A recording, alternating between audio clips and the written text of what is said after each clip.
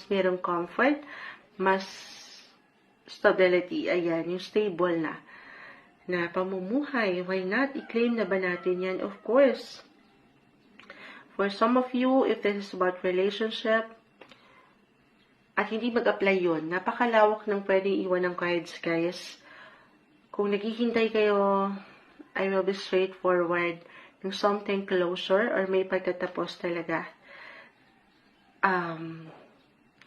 Love, relationship-wise, ito na yun. Maring dumaan kayo sa ilang pagbabago. Okay? Of course, iba-iba kayo ng paraan dito. 5 and 10 of Swords. The 8 of Cups, meron ng tatalikod, reversal tayo, pwedeng sa iyo mismo or sa ilang tao sa inyong paligid, ang iyong kapareha. I know, diretso, pero hindi kailangan mag-apply agad-agad sa'yo. Just only take what resonate. Actually, 5 and 5.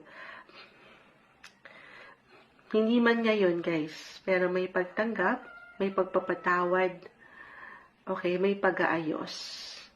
Everything is temporary. The Death card ay narito. Nothing is yet set in stone. Patuloy na pwedeng merong changes. Wala dito ang finale sa inyong teleserye, Aquarius. Okay, huwag kayong matouch sa bawat card readings natin. Mensaheng gabay lamang po. Pero may mga bagong simula.